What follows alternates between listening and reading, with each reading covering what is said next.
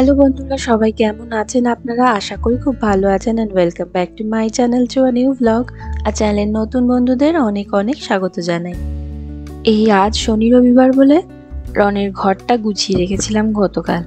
আসলে সারা সপ্তাহ সকালে উঠে উঠে এত কষ্ট হয়, আর রাতে করে শোয়া হয় তো মানে কোনো দিনও এমন যায় না আমাদের যে রাত্রিবেলা একটা না বেজেছে। সিরিয়াস, প্রতিদিন সকালে ঘুম থেকে উঠে ভাবি যে আজ কিছুভাবেই রাত বেশি করব না, অনেক রাত অব্দি জাগবো না। কিন্তু কি যে করি, রনকেই তো দেখুন না, বিছানায় পাঠাতে পাঠাতে সে যেন একেবারে কাল ঘাম ছুটে যায়।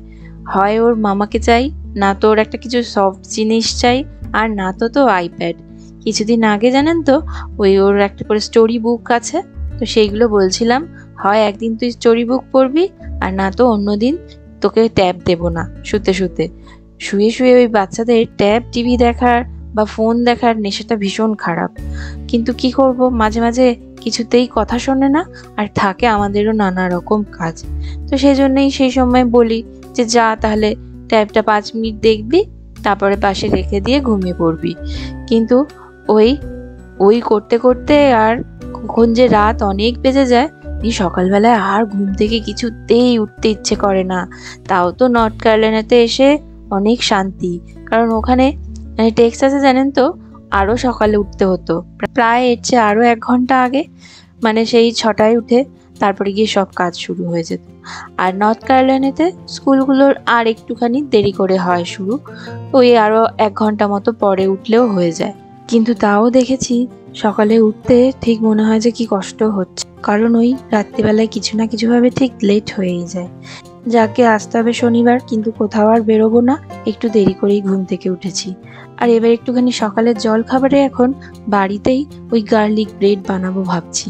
তার জন্য এই বাটিটার মধ্যে একটু সামান্য বাটার, সেটাকে একটু গলিয়ে নিয়েছি, আর তার উপরে এই গার্লিক স্কুইজারটা দিয়ে 2 কোয়া মতো রসুন স্কুইজ করে, মানে থেতো মতো করে আর কি, ওটার মধ্যে দিয়ে দিচ্ছি। এই গার্লিক স্কুইজারটা জানেন তো, যখন কিনেছিলাম তখন বেশ জাতির মতো দেখতে লেগেছিল, তবে খুব একটা সবসময় লাগে না, কারণ রসুন তো বাটাই থাকে। যাকে তার মধ্যে কিছু ইটালিয়ান হার্ব মিক্স বা অরিগ্যানো থাকলে অরিগ্যানো, আর একটু চিলি ফ্লেক্স আর ধনেপাতা কুচি করে দিয়ে দিলাম। এবার পাউরুটিগুলোর গায়ে এই মিক্সারটা লাগিয়ে আর ওই তাওয়ার মধ্যে একটু সেঁকে নেব। আর আরেকটা করলাম হচ্ছে পাউরুটির স্লাইসের মধ্যে একটা ওই চিজ স্লাইস যেগুলো হয়, মোজারেলা বা যে কোনো চিজ নিয়ে আর দিয়ে দিয়েছি। তার উপর থেকে পাউরুটির গায়ে আবার ওই একই রকমভাবে যেই মিক্সারটা করেছি রসুন আর বাটার আর ধনেপাতা এইসব দিয়ে, সেইটা লাগিয়ে আর পাউরুটিগুলো এপিট ওপিট করে সেঁকে নিলাম। তবে ভেতরের চিজটা যাতে গলে যায় ওই জন্য একটু গ্যাসের ফ্লেমটা লো রেখেছি। আর করে নিলাম দুটো ওই পোচ। আর নিচে দেখুন ওইখানে পুলিশ এসেছে, কি জানি কি হয়েছে। সকাল থেকে দেখছি মানে যখন থেকে ঘুম থেকে উঠলাম তার কিছুক্ষণ পরে ওই ব্যালকনির দিকে চোখ যেতেই দেখছি বেশ অনেকগুলো পুলিশ এসে নিচে দাঁড়িয়ে আছেন। কি হয়েছে বাবা কে জানে, তবে আমাদের পাশে যেই গাড়িটা রাখা আছে দেখছি সেই গাড়িটাতেই, আর পেছনেই ওইরকম পুলিশগুলো এসে কি যেন দেখছে। আসলে এখানে জানেন তো, ওই কদিন আগে যে স্প্রিং ব্রেকে বেড়াতে গিয়েছিলাম ভার্জিনিয়া, তখন এখানকার যে লোকাল নিউজ চ্যানেলগুলো হয় ওরকম খবরে শুনছিলাম যে এই আমাদের বাড়ি থেকে বেশ মোটামুটি ওই 15-20 মিনিট দূর যেতে লাগে, ওইখানে কিছু ওই সোসাইটির মতো আছে আর কি, সেটা পার্সোনাল বাড়ি আর কি, সেইখানে ব্রেক ইন হয়েছে, মানে ওই চুরি ডাকাতি এইসব হয়েছে আর কি। তো তার মধ্যে আবার জানেন বেশিরভাগই নাকি ইন্ডিয়ান ফ্যামিলি ছিল, মানে মোটামুটি ওই 8টা মতো বাড়িতে চুরি হয়েছিল। তো তার মধ্যে বেশিরভাগই শুনছি খবরে বলছে যে দেশি ছিল। আর তারপরে গিয়ে এখানে তো আবার গাড়িও চুরি হয়। এমনি আমাদের এই অ্যাপার্টমেন্টগুলো থেকে বলেই দেয় যে একটা ইনস্ট্রাকশন যেটা আমাদের দেয় আর কি, ওই একদম যখন অ্যাপার্টমেন্টের লিজ নিই সেই সময় শুরুতেই ওখানেই বলে তুলে দেয় আর কি, যে লেখাই থাকে যে তোমরা কিন্তু তোমাদের জিনিসপত্র মানে দরকারি জিনিসপত্র ডকুমেন্টস বা কিছু এমন কিছু ইম্পর্টেন্ট জিনিস গাড়িতে রেখো না, কারণ গাড়ি কিন্তু এখান থেকে চুরি যায়। তবে সেটার জন্য তো এখানের লোকেদের সেভাবে রেসপন্সিবিলিটি থাকে না, কারণ এখানে ওই রকমভাবে কোনো ওয়াচ অ্যান্ড ওয়ার্ড বা গার্ড সেসব কিছু থাকে না। ওই কিছু যদি অসুবিধে হয় বা কোনো প্রবলেম হয় তখন 911-এ কল করে পুলিশ ডাকো। ব্যাস, তাই জন্যই এখানেও বোধহয় কারোর কিছু হয়েছে, বা ওই পুলিশগুলো বোধহয় কিছুর জন্য ওই গাড়িটা পিছু করে এখানেই এসেছে। পুলিশ দেখলেই সে যে দেশেই হোক বেশ একটু ভয় ভয় লাগে, তাই না? এখানে তো আরো বেশি লাগে বাবা। এই বিদেশে এসে যদি পুলিশে ধরে, এরকম পুলিশের কথা বলতে গিয়ে সেদিন একটা কথা মনে পড়ে গেল।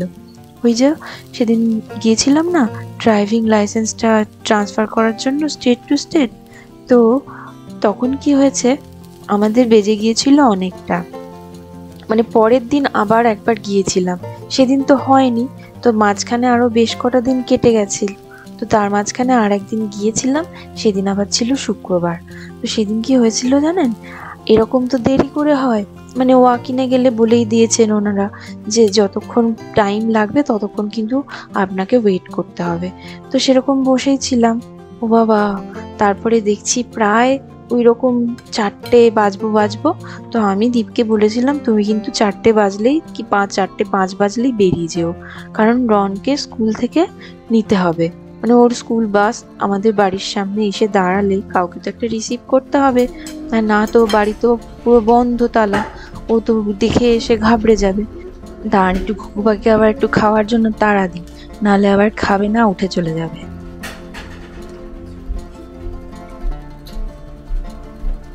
এই খা, বসে আছিস খাবারটা নিয়ে? হ্যাঁ, তো যা বলছিলাম, তো আবার সেদিন যা হয়েছিল বাবা, মানে সেই একেবারে যেখানেই বাঘের ভয় সেখানেই শুনতে হয়। আমাদের এমনি যেই ড্রাইভিং লাইসেন্সটার অফিসে গিয়েছিলাম না, ওটা বাড়ি থেকে মোটামুটি ওই ধরুন 15 থেকে 20 মিনিট দূরে। তো সেই মতো আমরা হিসেব করেছিলাম যে এরকম টাইমে যদি বেরোনো হয় ঠিক পৌঁছে যাবে। তো সেই মতো দীপ বেরিয়ে চলে এসেছিল ওই 4টে 5 নাগাদ। ও বাবা, তারপরে গিয়ে ঠিক ওর স্কুলটার কাছে, মাঝে মাঝে আমি বলেছি যে একদম শুরুর দিকে যখন ওকে স্কুলে ফার্স্ট গাড়িতে করে ছাড়তে আসতাম যে বেশ ভালো জ্যাম হয়, তো দেখছি সেদিন স্কুলের ওই সময়টাতেই আরো জ্যাম হয়েছে।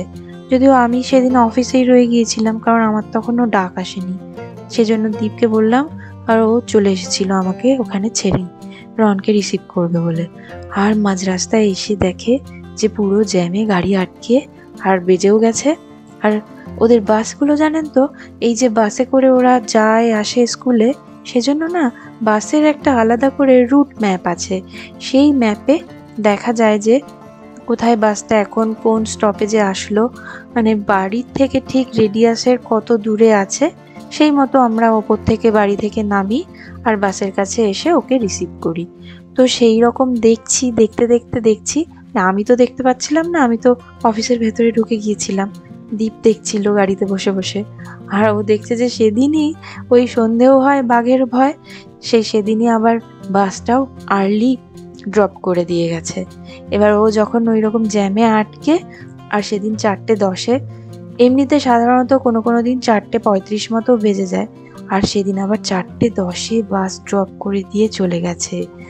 তো তারপরে রন ওপরে উঠে চলে এসেছিল, আর ওপরে উঠে চলে এসে অনেকবার দরজা নক করেছিল, কাউকে খুঁজে পায়নি, নিচ থেকে পুরো লোক জড়ো হয়ে গিয়েছিল, মানে অত ধুমধুম করে আওয়াজ করেছে, কান্নাকাটি করেছে, আরও আশপাশে অ্যাপার্টমেন্টে যারা থাকেন তারা বেরিয়ে চলে এসেছেন। তো তারা এসে আবার ওকে ধরেছে, কি হয়েছে, তো বলেছে পাপা মামা বাড়ির মধ্যে খুঁজে পাচ্ছি না, দরজা খুলছে না, নেই নাকি। তো সেই মুহূর্তে আবার জাস্ট ওই 3 থেকে 4 মিনিট হয়েছে, দীপ এসে পৌঁছে গেছিল। আমি তো আর সিনটা দেখতে পাইনি, তাই জন্য যাক দেখতে পাইনি, ভালোই হয়েছে। দীপ বলে কি পরে আমাকে যে কেঁদে টেদে একেবারে নাক চোখ মুখ দিয়ে সে জল গড়িয়ে একদম যেন একাকার। সত্যি তো, বাচ্চা তার বাবা মাই তো সব, আবার এইরকম বিদেশে, তার মধ্যে আবার রাজ্যটাও আলাদা। এখানে সত্যি বলতে গিয়ে আমাদের একদম চেনা পরিচিত এখনো সেরম ভাবে কেউ হয়নি, আর ওই জন্য ও একেবারে পুরো ভয় পেয়ে গিয়েছিল। এরকম কখনো সেরকম ভাবে তো হয়নি। আর যদিও বা কিছু ওকে এরকম কিছু হওয়ার কথা থাকে, যেমন এক দিন হয়েছিল এরকম যে আমি সিঁড়ি দিয়ে নামতে নামতে ওর বাসটা আবার ঢুকে গেছে, ও সিঁড়ি অবধি এসে গেছে আর আমাকে পেয়েছে। তো ওকে বলেই দিয়েছিলাম যে আগে বাড়িতে উঠে চলে আসবি যদি দেখিস যে নামতে দেরি হয়েছে বা কিছু। তো সেই এক আধ দিন বলা থাকে, তো সেদিন একেবারে কিছুই বলা ছিল না। কারণ ওই সেদিন যে ড্রাইভিং লাইসেন্সের অফিসে গিয়েছিলাম না, তো সেটা একটু আরো অনেক আগে বেরিয়েছিলাম, যে যাতে করে ওই 1টা নাগাদ বেরিয়ে 4টের মধ্যে 3 ঘন্টা 3 আওয়ার্স ইজ এনাফ। সো ভেবেছিলাম যে হয়ে যাবে হয়তো কাজটা। ও বাবা, 3 ঘন্টাতেও হয়নি। তো শেষমেশ ওর বাসটাও পৌঁছেও গিয়েছিল, তো একদমই কিছু জানতো না বলে আরো ওইরকম অস্থির হয়ে গিয়েছিল। কিন্তু পরে আবার জানতে পারলাম, এই কথাটাই বলছিল আমার দিকে, তো সে আবার বলে কি না, এইটা জানিস, যদি ওই নিচে যারা এসে জড়ো হয়ে গিয়েছিলেন খুব বড় বিপদে পড়ে যেতিস কিন্তু। তাই আমি ভাবলাম কি বিপদ রে বাবা। না বলে কি না যে এখানে আবার এইরকম যদি বাচ্চা এরকম ঘুরতে টুরতে দেখে বা কিছু কান্নাকাটি করছে, পাচ্ছে না, সব দেশেই তাই, কিন্তু এখানেও আবার ওইরকম পুলিশকে খবর দিয়ে দেয়। কারণ এই দেশে তো কেউ কাউকে সেরম ভাবে চেনে না, আর পাড়া প্রতিবেশীও নেই, আত্মীয় স্বজনও নেই কাছাকাছির মধ্যে। ওই জন্য পুলিশকে আগে খবর দেয় 911-এ কল করে। এবার যদি ওরকম কিছু হয়ে যায় তখন আবার বেশ মুশকিল, কারণ এখানকার এক একটা রাজ্যে এক এক রকম ওইরকম বাচ্চাদের বাড়িতে রেখে যাওয়ার নিয়ম আছে। মানে বাচ্চা কখনো ওইরকম একা রেখে যাওয়ার প্রায় কোনো স্টেটেই সেভাবে নিয়ম নেই। কিছু কিছু সংস্থা, অর্গানাইজেশন আছে, তাদের ল অনুযায়ী কোনো কোনো রাজ্যে তারা মানে প্রেফার করে যে হয়তো 9 বছর 12 বছর বা টিন এজ হয়ে গেলে তখন বাচ্চা একা থাকতে পারে, বা বাবা মায়ের দায়িত্বে, মানে বাবা মা তার দায়িত্বে বাচ্চাকে বাড়িতে একা রেখে যেতে পারে। যাক বাবা, ওই ভয়ানক ঘটনাটা বলতে বলতে অনেকগুলো কাজ হয়ে গেছে আমার। ডিশওয়াশারটাতে কালকে জানেন তো ওই চাকি বেলুনের বেলুনটা দিয়েছিলাম, কি ভালো পরিষ্কার হয়েছে দেখছি। আর এই দেখুন কি অবস্থা। কাল আনলো কত, এটা কত কেজি? 908 গ্রাম, মানে হচ্ছে গিয়ে 1 কেজি মতো শসা, পুরো পচা। জানেন আনলো যেদিন, পরশু রাতে এনেছে, সেদিনই হাতে নিয়ে দেখেছি একটু টুকটুক করছিল, নিয়ে কালকে ভেবেছিল ফেরত দিয়ে আসবে, আর সময় হয়নি, তাই জন্য আজকে দেখছি একেবারে সবগুলো একদম জল হয়ে গেছে পচে। তাও রেখে দিচ্ছি। ইস, একটা তো যদি,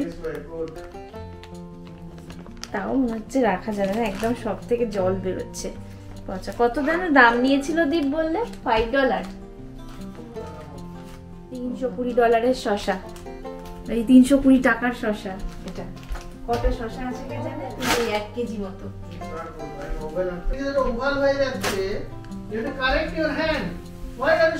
যাক, শসাগুলো ফেলে দিলাম, আর এদিকে আমার টুকটাক করে অনেকগুলোই কাজ হয়ে গেছে। আসলে আজকে বাড়িতে থাকবো বলেই ভেবেছিলাম যে একটু সব কিছু জিনিস পরিষ্কার টরিষ্কার করবো। বাথরুম টাথরুমগুলো সব অনেক দিনই বাইরে বেরিয়ে গেলে আর সেরকমভাবে পরিষ্কার করা হয় না, তো ওই জন্য আজকে আরো বেশি করে থাকা। তবে ওই সকাল সকাল পুলিশ দেখে সেদিনের ওই ঘটনাটা মনে পড়ে গেল বলে এতগুলো কথা বললাম। আর যদি ওই সেদিন ওইরকম বাচ্চার জন্য কেউ পুলিশকে ফোন করে দিত, তাহলে আবার পুলিশে যদি নিয়ে চলে যেত ওকে, তখন আবার ফেরত দিত কি দিত না সে নিয়ম বাবু জানি না। তবে দিজা বলেছিল সেটা শুনে মনেই হয়েছিল যে এরকম তো এখানকার নিয়ম নয়। তবে বাচ্চা যদি ওই রকম একা ঘুরতে থাকে আর কান্নাকাটি করে, তখন কিন্তু বিপদ আখেরে ওই গার্জেনদেরই। যাক, সেই বিপদ সেদিন কেটে গিয়েছিল ওই 3-4 মিনিটের জন্য। আর আজকে এখন সকাল থেকে সমস্ত কাজ টাজ করে, আর এবার একটু দুপুরে, আজকে অনেক দিন পরে একটু ঘুমিয়েছিলাম, কারণ এখানে আসার পর থেকে আর দুপুরের ঘুম বলে কিচ্ছু হয় না। ওই 10 মিনিট না ঘুমোলেও যেন আগে কিরম একটা লাগতো। তবে আরও কেন ঘুমোই না জানেন? মানে এটা বেশ হাস্যকর আর মজাদারও। যদি দুপুরে কোনোদিনও ঘুমিয়ে পড়েছি, আমার যেন ঠিক মনে হয় আমি ইন্ডিয়ার রাতের ঘুম ঘুমাচ্ছি। ওই ইন্ডিয়াতে তো তখন রাত থাকে, আর ওই 1 ঘন্টা দুপুরের এখানের ঘুমে আমার কিচ্ছু হয় না। আর ঘুম থেকে উঠলে মনে হয় যেন হাত পা কাঁপছে, তার চেয়ে না ঘুমানোই ভালো। তো আজ ওই অনেক দিন পর একটু একটা সানন্দা পড়তে পড়তে আর একটু চোখটা লেগে এসেছিল। এবার বিকেলে উঠে ভাবলাম একটু মাছের পকোড়া খেতে ইচ্ছে করছে, তো এই ফ্রাই মাছের ফিলেগুলো এনে রেখেছিলাম, তো সেগুলোই 2-3টে পড়ে আছে, তো আজকে একটুখানি এটা দিয়েই ওই একটু ফিশ পপার্স করে নিচ্ছি। তো এই ফিশ পপার্স করতে গেলে বেশি তো এই ফিশ পপার্সটা করতে গেলে সাধারণত ভেটকি মাছের ফিলে হলেই ভালো হয়, তবে ভেটকি মাছ আমার কাছে আর কেনা হয়নি বলে এই সোয়াই মাছের ফিলেগুলোই ছিল। তো এগুলো পড়েও আছে, তো ভাবলাম যে তাহলে এগুলো দিয়েই করে দিই একটুখানি। তো তার জন্য মাছটা একটুখানি বরফ কাটিয়ে আর ধুয়ে ভালো করে টিস্যুতে মুছে জলটা ছাড়িয়ে রেখে দিয়েছিলাম। তারপরে টুকরো টুকরো করে কেটে মিক্সিতে দিয়ে একটা পেস্ট মতো বানিয়ে নিয়েছিলাম। একটু একটু মানে মুখে পড়ার মতো মতো একটু মিন্স করেছি আর কি। তারপরে ওটার মধ্যে দিয়ে দিয়েছি একটু চিজ আর পাতি লেবুর খোসার যে জিসটা হয় সেইটাকে একটুখানি কুঁড়ে আর দিয়েছি। যদিও এটা গন্ধরাজ লেবুর খোসাটা হলেই বেশি ভালো হতো। আর একটা আলু সেদ্ধ দিয়েছি, আর দিয়েছি একটু গোলমরিচের গুঁড়ো, নুন আর একটু ময়দা। ময়দাটা আমি এখানে বড় চামচের 1 চামচ দিয়েছি। আর আদা আর রসুন বাটা দিয়েছি 1/2 চামচ করে, কাঁচা লঙ্কা আর ধনেপাতা কুচো দিয়েছি। এবার ব্রেড ক্রাম্প নিয়েছি আর একটা বাটিতে একটা ডিম ফেটিয়ে নিয়েছি। হাতে একটু তেল লাগিয়ে নিয়ে ওই মাছ আর আলু সব দিয়ে মিশ্রণটা থেকে গোল গোল মন্ড করে পাকিয়ে নিয়ে প্রথমে ডিমের গোলায়, তারপর ব্রেড ক্রাম্পে কোটিং করে নিয়ে সব কটা চপের আকারে গড়ে নিলাম। আর ওদিকে তেলটা গরম হতে দিয়ে এবার সব কটা একসঙ্গে ভেজে নেব। বেশি করিনি, তাই জন্য আমার একটা কড়াইতেই হয়ে গেল। প্রথমে আগে একটা দিয়ে দেখে নিলাম যে ছেড়ে যাচ্ছে কিনা, কারণ সাধারণত আমি এরকম ব্রেড ক্রাম্পের কোটিং করে কিছু করলে আগের দিন করে আর ফ্রিজে ঢুকিয়ে রেখে দিই, তারপরের দিন আবার ভাজি। কিন্তু আজকে সেটার সময় হয়নি, হঠাৎ খেয়াল হয়েছে যে খাবো, তাই জন্য দেন অ্যান্ড দেন করলাম বলে একটু আগে দেখে নিলাম।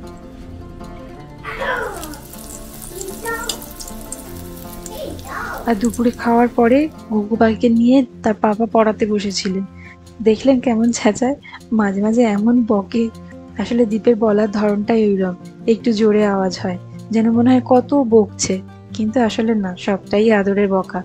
যাক, সেদিন ওইসব কাণ্ড হওয়ার পরে পরে পরে যখন রনকে জিজ্ঞেস করি যে মামা তুমি ভয় পেয়ে গিয়েছিলে, কি ভাবছিলে, ও শুধু বলে জানেন একটাই কথা, I thought you people left me. এই দেখুন এদিকে ভাজা হয়ে গেছে সবগুলো, এবার খেয়ে নিই। আর তার সঙ্গে আজকের ব্লগটাও এখানে শেষ করি। আবার দেখা হবে নতুন কোনো ব্লগে। ততক্ষণ সকলে খুব খুব ভালো থাকবেন আর সুস্থ থাকবেন। অনেক অনেক ধন্যবাদ আপনাদের ব্লগটা দেখার জন্য।